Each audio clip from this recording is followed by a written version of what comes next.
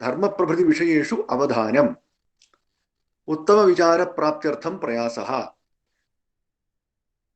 विषया संवादादयः बोधन प्रक्रियायां महतां जीवनानुकृतौ प्रेरणा श्रेष्ठ कृतीनाम अध्ययनाय अपि। तो एक एक समय के ये वाद यहाँ विकसित हुआ है, उसके लिए जो विचार था उसके हिसाब से शैक्षिक दृष्टिकोण भी आया है।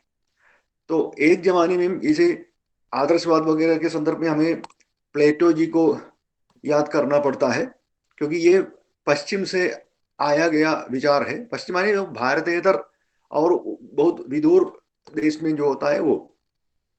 और पहले भी आपसे मैंने चर्चा किया था कि जो पाश्चात्य दर्शन का मतलब एक बहुत ही प्रारंभिक दशा जो है ग्रीस में हुआ था।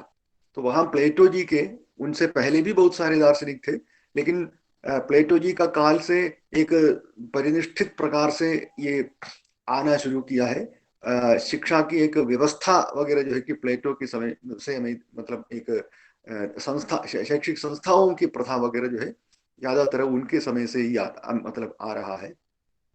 और ये प्लेटो जी ने अपने विचारवाद के समय में और उनके जमाने में ये जो वीर पुरुषों का अनुकरण करना, अनुकरण मतलब जो है कि उस तरह का शरीर वगैरह बनाना नहीं है, उसकी वीरता प्राप्त करने के लिए और वो अपने समय के प्रसिद्ध ग्रंथों का अध्ययन करने के लिए, और ग्रंथों का अध्ययन करने से, उत्कृष्ट ग्रंथों का अध्ययन करने से उनमें निहित आदर्शों का एक संस्कार अपने जीवन में होता है, और उस हिसाब से आगे बढ़ने का विचार व्यक्ति को मिल जाता है इस रूप में।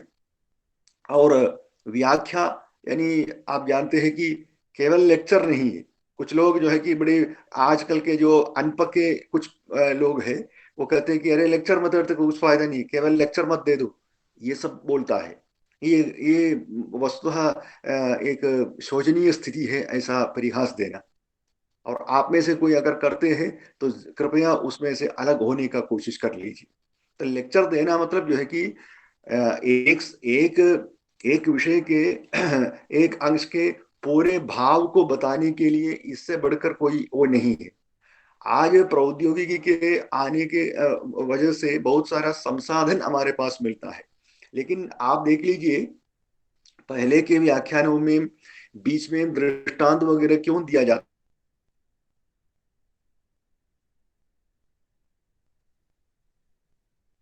विषय अस्पष्ट है तो गुरुवर।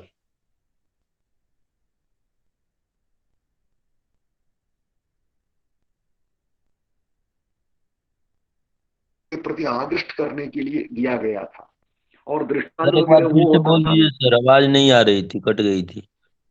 मैं मतलब मैं याद करके नहीं बोल रहा हूँ, जब बोलता हूँ सीधा ही आते आ जाती है। नहीं तो सर, मुझे पहले उदाहरण व्याख्यान क्यों किया जाता था इसके विषय में?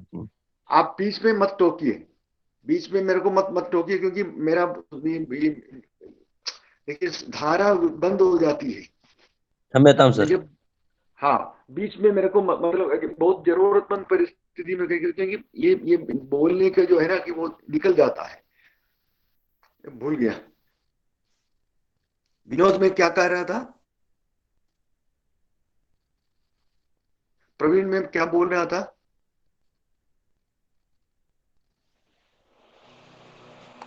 हेलो। गुरुदेव जी, गुरुदेव आप, हाँ, गुरुजी आप प्लेटो के अनुसार विचारवाद के बारे में। नहीं वो तो उससे आगे आ गया ना। टेक्नोलॉजी के लिए सर बोले आप, जो टेक्नोलॉजी नहीं था तब पहले की व्याख्यान में उदाहरण आदि दिए जाते थे।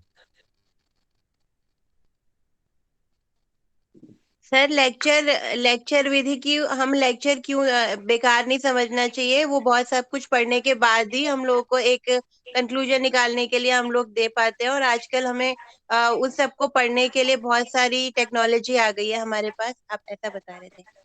हाँ, ये मेरा कहने के तात्पर्य ये है कि आज पहले दृष्टांत ये होता था कि जो दुनिया में हम लोगों ने जो देखा है या दुनिया ने जिन चीजों को देखा है उसके माध्यम से किसी विषय को समझाने की बात आती थी, इसलिए दृष्टांत कहा गया है ना।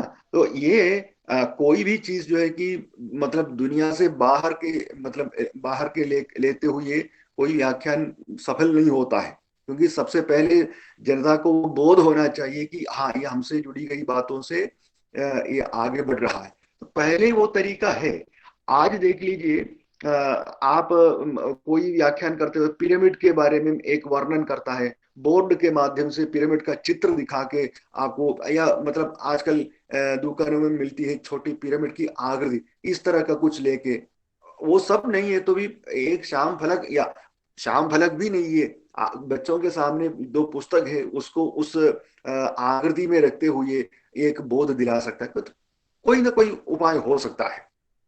बच्चे भी नहीं है तो तब भी अध्यापक जो है कि अपने पास जो होता है कम से कम जो है कि हाथ की आकृति ऐसा मतलब दिखा के ये बता सकता है।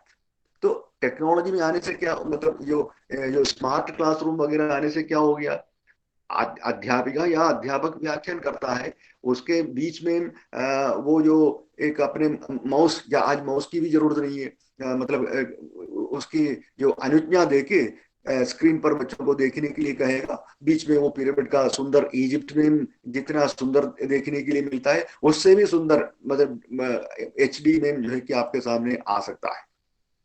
लेकिन आप देख लीजिए, पहले जो दिखा बताया अनेक प्रकार के माध्यमों से बताया, तब भी बच्चों को बोध आया। अब देखने से चित्र में थोड़ी सी सुंदरता आई, मगर उसके बारे में कहना मतलब शिक्षक के हाथ में होता है ना। तो एक एक व्याख्यान माने शुरू से लेकर अंत तक ऐसा मतलब बोलता रहना, बोलते जाना, ऐसे नहीं है। बीच में प्रसंग के हिसाब से अगर परिस्थितियां ऐसी आवश्यकता करती है तो उस हिसाब से बीच में कुछ साधन दिखा के भी हो सकता है। तो समग्रता के लिए व्याख्यान एक बेहतर मतलब उदाहरण होता है।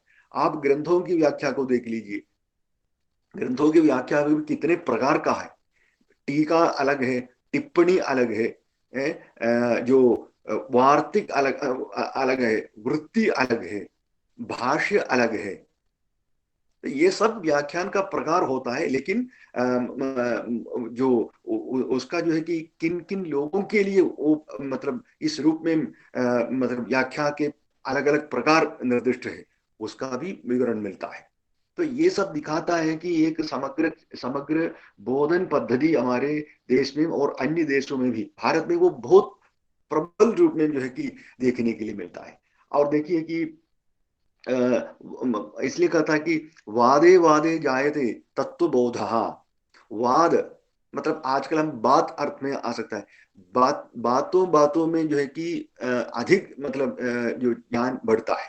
बात और वाद में बहुत फर्क है। कौन बात कर रहे हैं, कहा वादम करोगी, नहीं पूछते हम। बात मतलब सामान्य वार्तालाप इस अर्थ में आ जाता है। लेकिन वाद जो होता है वो उच्च कोटि का होता है। और वाद इसलिए कहते हैं तत्व बुभुत्सो कथा वाद। तत्व बुभुत्सा, बोधम इच्छा बुभुत्सा। तो क्या चीज विद्यमान होता है उसके बारे में जो जानने के लिए तमन्ना रखता है, वो तत्व बुभुत्सु होता है। उनके लिए जो तरीका है वह वाद का है। और वाद में भी देखिए कि जो आपने ऊहापोह शब्द सुना होगा, और संस्कृत में शास्त्रों में ऊहापोह विचक्षण, गुरु के लक्षण में ऊहापोह विचक्षण करके कहा है। और चक्षण, विचक्षण वेद का शब्द है, जो पथीकृत विचक्षण वेद में आता है। चक्षिंग व्यक्तायाम वाची, वो धातु है, स्पष्ट रूप से कहना। और विचक्षण माने विशेष रूप से विशेष प्रकार की स्पष्टताओं के साथ जो अपनी बातों को रखना चाहिए, तो विचक्षण होता है। और ऊहापोह विचक्षण मतलब ऊह और अपोह, एक तो आप जैसे पढ़े लिखे लिखों की भाषा में कहेगा तो एक पॉजिटिव आर्ग्यूमेंट, पॉजिटिव रीजनिंग और नेगेटिव रीजनिंग, तर्कन, उस प्रकार को कहता है। तो एक विषय को प्रस्तुत करते हुए उसके संदर्भ में आने की जिन जिन नकारात्मक और सकारात्मक पक्ष होता है, या पूर्व और उत्तर पक्ष होता है, उसको प्रस्तुत करते हुए उन दोनों को लेते हुए बहुत बारीकी से चिंतन, बातों को प्रस्तुत करके जिस सिद्धांत को प्रतिष्ठित करना चाहता है उस सिद्धांत के ओर जाना। तो उस सिद्धांत के ओर समग्रता से उस सिद्धांत को रखना है तो अलग अलग प्रकार के मतलब जो संशय इत्यादि को पेश करना पड़ता है। कभी कभी संशय पेश करने वाला कोई दूसरा नहीं हो सकता है, ये सिद्धांत को स्थापित करने के लिए जो चाहता है अपने चिंतन से इस तरह के संदेहों को खड़ा करता है कि ऐसा होगा तो फिर क्या होगा। ये जो संस्कृत में शास्त्रों में ननु करके शुरू हो जाता है, ननु है, अब ये बोलिए, अब ये बताइए, इस तरह की प्रकार से मतलब, या यदि कोई ऐसा कहा जाए कि ऐसा होगा तो वैसा नहीं होता है तो हम कहेंगे। तो इस रूप में वो मतलब शैली आगे बढ़ती है। तो देखिए व्याख्यान के अंदर ये सब आ जाती है, वाद उसमें आ जाता है, अपने पक्ष को उपस्थापित करने का भरपूर मौका मिल जाता है, अलग अलग मतलब जो है कि इसके आयाम को उद्घाटित करने का अवसर मिल जाता है। और देखिए यहाँ पदच्छेद, पदार्थोक्ति, विग्रह, वाक्य योजना, आक्षेप आक्षेप, समाधानम, व्याख्यानम, ये कहा गया है। ये ग्रंथ की व्याख्या में मतलब ज्यादातर मतलब उपकृत है। वैसे व्याख्याओं में भी आप कर सकते हैं। पहले जो विषय ले चुका है उसका जो है कि पदच्छेद करना चाहिए।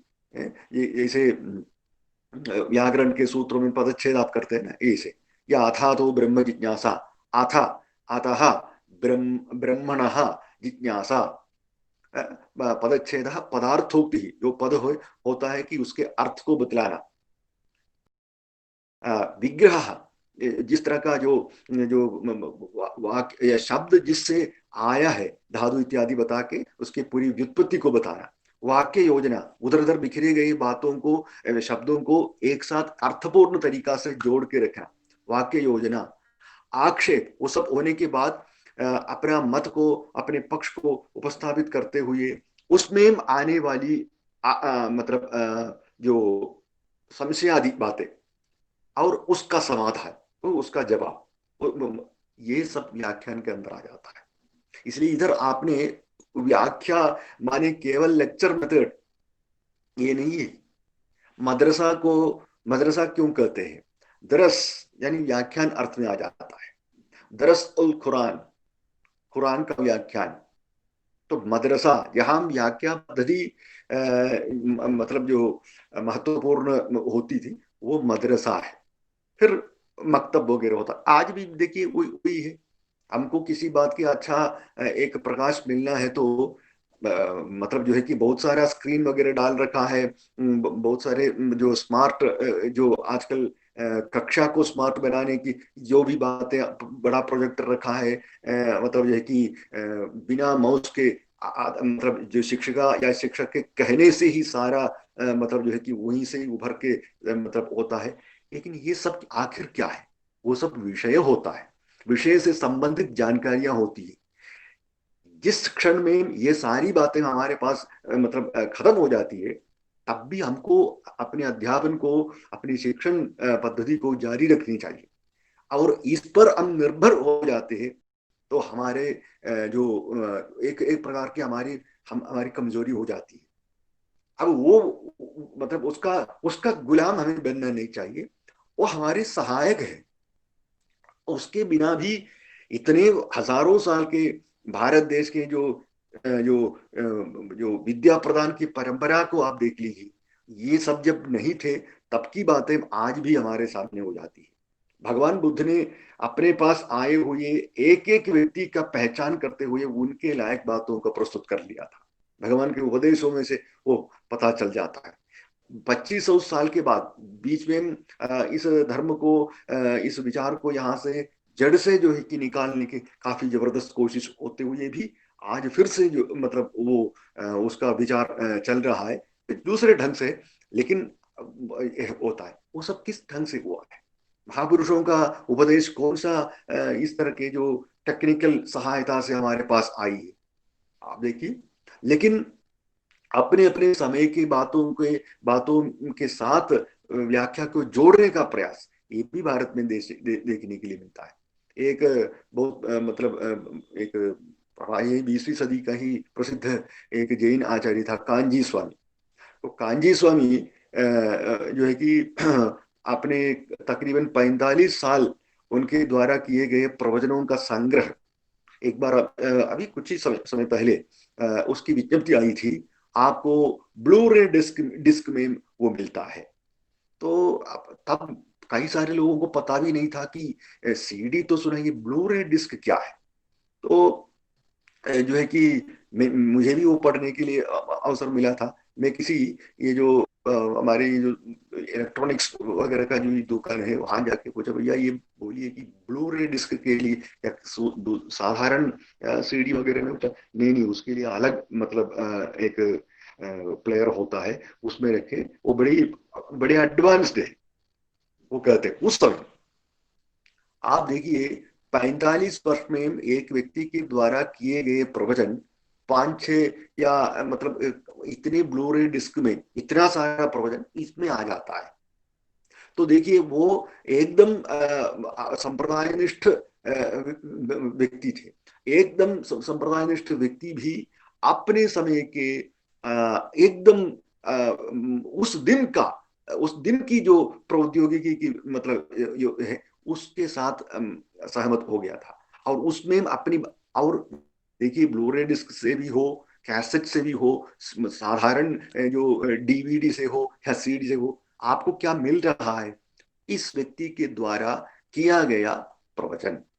आपको उनकी बातों को सुनने के लिए सुलभतम अद्यतन साधन मिलता है, मगर साधन के बारे में आप नहीं सुन रहे हैं। ब्लू रे डिस्क उसको जब आप चालू करते हैं वहां इस डिस्क के बारे में ही आप 45 मिनट सुनते जा रहे हैं, तो आप हैरान हो जाएंगे। ठीक है, उसके आगे क्या है? हम लोग उस विषय को सुनने के लिए वहां आप किस तरीका से सुन रहे हैं, व्याख्या नहीं सुन रहे हैं। तो माध्यम बदलता है लेकिन एक चीज हो जाती है। पहले लोगों को सामने देखते हुए होता था, अब लोग सामने न होते हुए भी, यानी सामने है करके एक विश्वास में, जैसे मैं अभी आपसे बात कर रहा हूं, मुझे मालूम नहीं आपसे कितने लोग लेट रहे हैं, कितने लोग नाश्ता ले रहे हैं, कितने लोग सो रहे हैं, कितने लोग चालू करके कई जो अपने अपने व्यक्तिगत काम में संलग्न है, मुझे मालूम नहीं है। और सब हर किसी को नाम से पुकार के जो है कि आप जागृत है क्या, ये पूछने का भी कोई जरूरत नहीं है। व्यक्ति को ये होना चाहिए कि हमारे लिए कुछ हो रहा है। अगर वो चालू करके जाता है, ठीक है, अपनी इच्छा है। तो इस तरह की एक प्रत्यक्ष में न होने से, यानी प्रत्यक्ष माने सामने तो है मगर हम जैसे सामान्य कक्ष में देखते हैं वैसे तो देख नहीं पाता है। देखिए कि ये सब व्याख्या केवल छोटा सा शब्द व्याख्या है, हर कोई उसको निंदा करता है। उन पर सहानुभूति रख लीजिए, ये बेचारा जो है कि इसका व्यापकता को नहीं समझता है। सारे भावों को एक निर्दिष्ट अवधि के अंदर खुल के प्राप्त होने के लिए व्याख्या आज के तारीख में ही एक उदाहरण होता है। लोग आजकल कहते हैं कि अरे जो है कि 5 मिनट में जो है कि अपनी बातों को समाप्त करके बाकी कार्य दे दीजिए और खुद ढूंढने के लिए कहिए। खुद ढूंढना किसको नहीं आता है? एक बार देखिए, जाइए इंटरनेट में आप सर्च कर लीजिए, इस विषय में जितना इकट्ठा हो सकता है उतना इकट्ठा कर लीजिए और पढ़िए। स्वयं आपको बोध होना चाहिए। किसी के व्याख्या जब सुनते हैं तब बोध नहीं होता है क्या? वहां अबोध होता है क्या? और खुद ढूंढना अगर हर किसी में संभव है तो बहुत सारा काम ऐसा खुद कर सकते थे। क्यों विश्वविद्यालय है, क्यों महाविद्यालय है, क्यों विद्यालय है? आप देख लीजिए, मैं कुछ दिन पहले अपने विश्वविद्यालय गया था। जाते हुए वो बेरसराई से बेरसराई का जो मोड़ होता है वहां एक लाल बत्ती है। उस लाल बत्ती में मैं जिस गाड़ी में था वो गाड़ी वहां रुक गई थी। तो रुकते हुए मैं बाहर की तरफ जब देखा, वो मोड़ के उस तरफ जो पुल के नीचे का जगह है वहां एक बैनर लगा के रखा है, क्या पुनरुत्थान पुनर्जीवन ऐसा कुछ एक बैनर लगा के नया बैनर है वो लगा के रखा है। वहां एक शायद आपके बराबर उम्र वाली एक लड़की और एक लड़का, वहां एक बोर्ड भी जो तिकोना जैसा होता, त्रिपाद जो होता है कि स्कूल में आपने देखा होगा, उस तरह का एक बोर्ड लगा के रखा है, जो आजकल जो बहुत ही हल्का सा बोर्ड होता है, जो बहुत भार नहीं होता, उस बोर्ड जो है कि उस स्टैंड में रखे सामने। मेरे ख्याल से उस पुल के नीचे कई लोगों को, बच्चों को आपने देखा होगा, उनमें से जो स्कूल में जाने लायक थोड़े से बड़े जो बच्चे हैं, उनको सामने बिठाते हुए ये मतलब जो युवा और युवती उनको सिखा रहे हैं।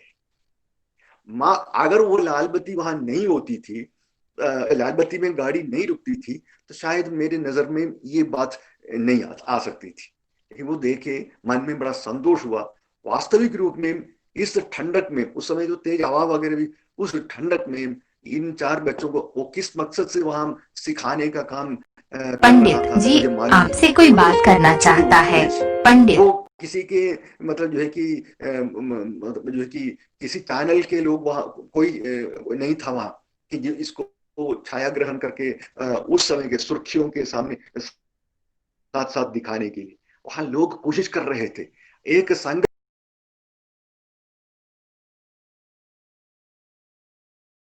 ज्यादा, बहुत ज्यादा दिन भी नहीं है। वो आप देखिए वो क्या कर रहा था, उनके पास और कोई साधन नहीं, ये शायद संवाद भी, आपसी बातचीत भी। पंडित जी, व्याख्या में आपसे कोई संवाद नहीं बात करता है, व्याख्या करते हुए मतलब एक अंधक क्रिया, संवाद संवाद तो अंधक क्रिया होती है ना। तो इसलिए उसका जो पूरा भाव समझना चाहिए। बिना कोई उसने मेरे को बड़ा लेक्चर दे दिया, हम लोग जो आम मतलब इसमें बोलचाल का पंडित विषय जी, होता है। आपसे कोई बात करना चाहता। इसलिए हम विद्यार्थी लोग हैं, हमको किसी इस तरह की चीजों का एक मतलब ये है कि गलत अंदाज लगा के कुछ नहीं करना चाहिए। करके देख लीजिए, तब आपको पता चल जाता है कि एक एक पीछे विद्यमान वास्तविक स्थिति क्या है, तो होता है ये।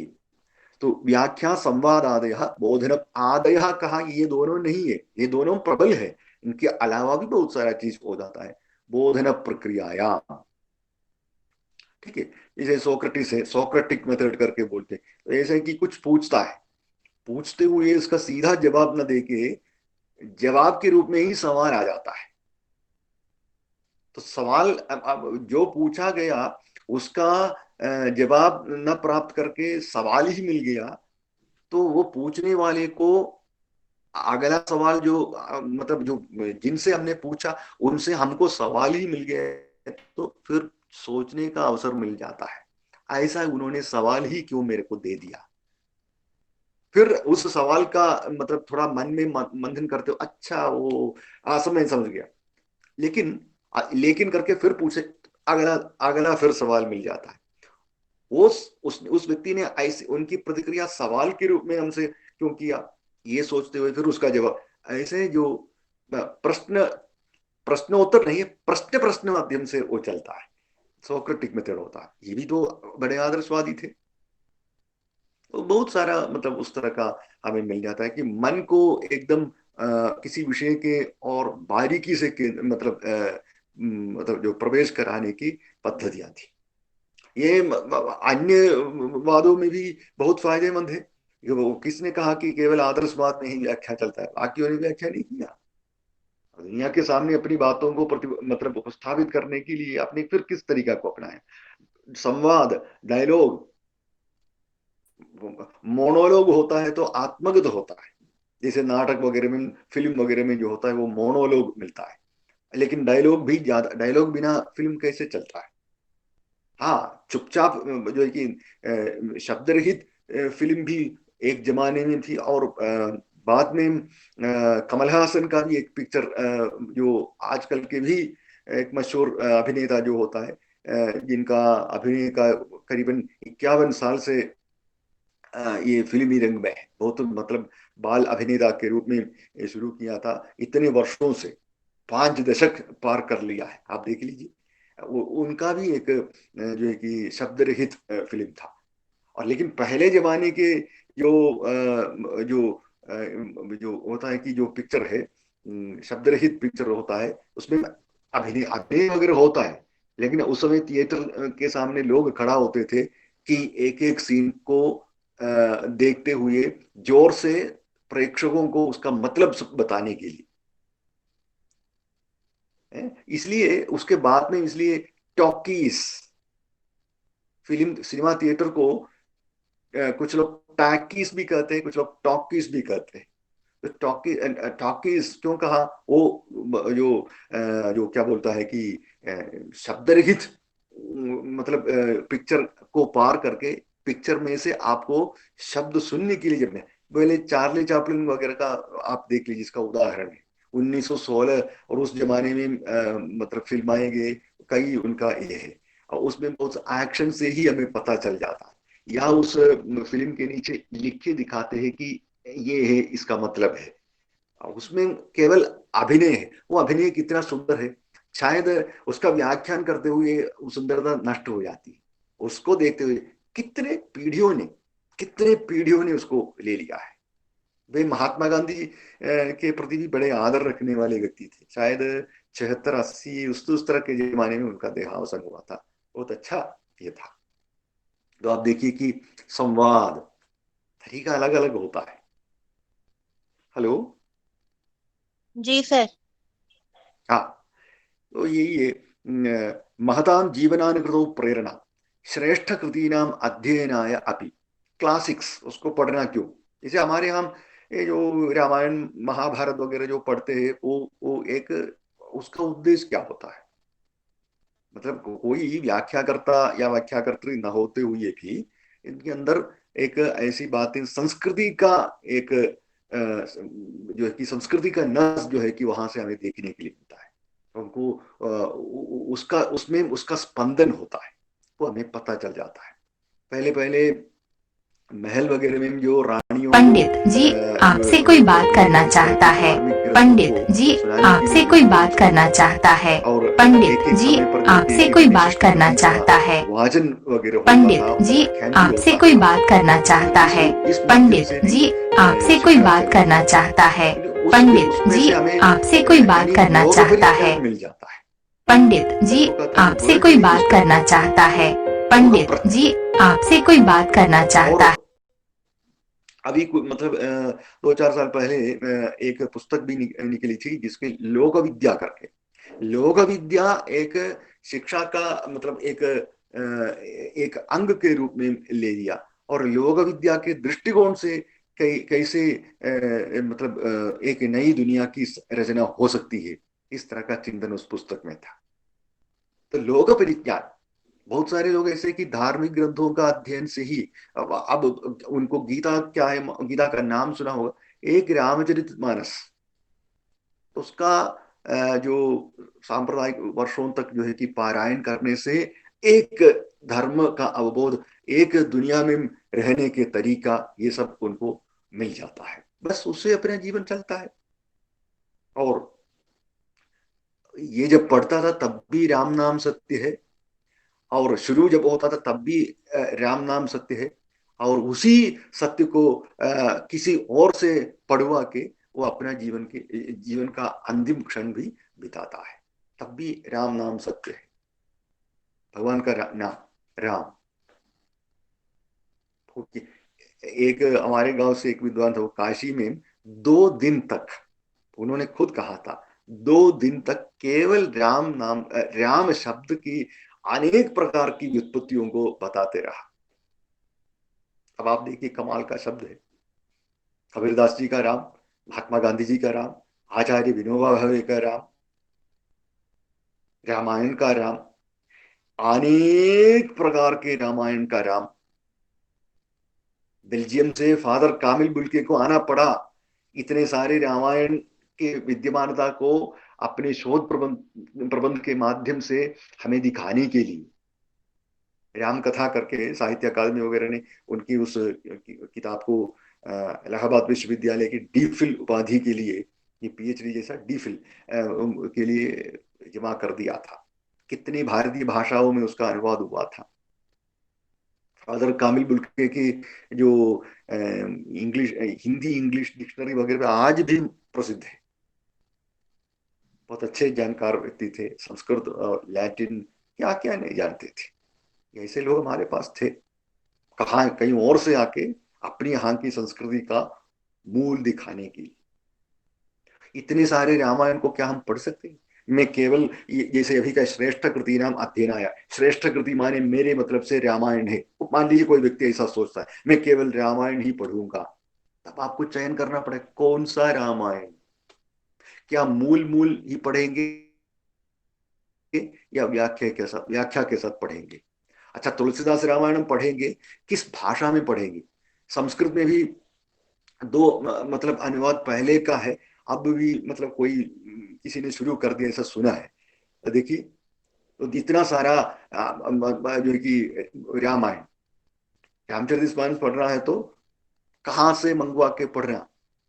जो काशी से छपी बहुत मोटी खंडद्वयात्मक विस्तृत व्याख्या सहित वो पढ़ रहा है, या गीता प्रेस के मछना टाइप जो पुस्तक होता उसको खरीद के पढ़ना है, या स्थूलाक्षर मूल मात्र उसको पढ़ना है? दादी से सुनना है, दादा से सुनना है, नानी से सुनना है, पिताजी से पूछना है, या किसी विद्वान के पास जाके इसके मर्म को पढ़ना है, या रामचरितमानस मानस के विविध व्याख्याओं पर शोध कार्य किए गए किसी हिंदी विश्वविद्यालय के प्रोफेसर से सुनना है? आपकी मर्जी है। या गांव के किसी बेचारे से सुनना है?